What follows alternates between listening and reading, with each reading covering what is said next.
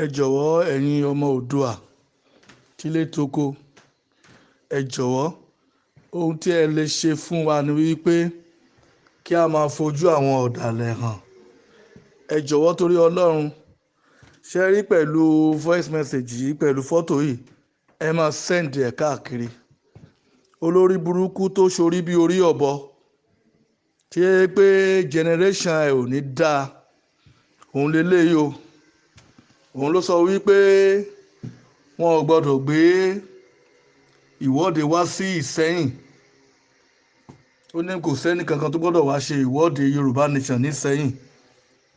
Ẹ̀yin tó máa ṣòfò tọmọtọmọ, ẹ jọ̀ọ́ ojú ẹ̀ ló wà ń ta ayò. Gbogbo ọmọ Yorùbá, kí Yorùbá tí ó bá ti sọ wípé nígbà Oòduà yìí kò possible ká má rí Judas, ìyẹn nọ́mọ̀, ṣùgbọ́n ẹ má bá wa gbé ojú ẹ̀ jáde, ẹ má bá wa send ẹ̀ jáde.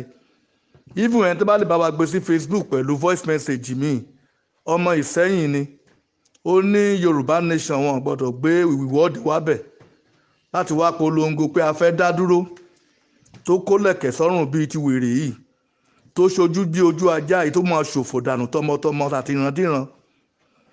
Òun lélẹ̀ ojú ẹ̀ lélẹ̀ àti gbé jáde, BBC ti gbé jáde láàárọ̀ yìí, òun lélẹ̀.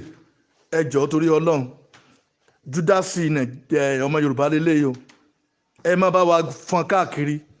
Tẹ́ bá ti ń send picture ẹ dákun ẹ máa fi voice message yìí sí. Ọmọ Ìsẹ́yìn òun lélẹ̀ yìí, ọmọ Ìsẹ́yìn òun lélẹ̀ yìí. Ó ní ká má gbé ìwọ́de wá sí Ìsẹ́yìn, tá ṣòfò, táyé ẹ máa bàjẹ́ tọmọtọmọ, tó jẹ́ pé àwọn alálẹ̀ máa mu ẹ̀jẹ̀ ẹ̀ tọmọtọmọ, tìyàwó ẹ̀, tìrandíran ẹ̀.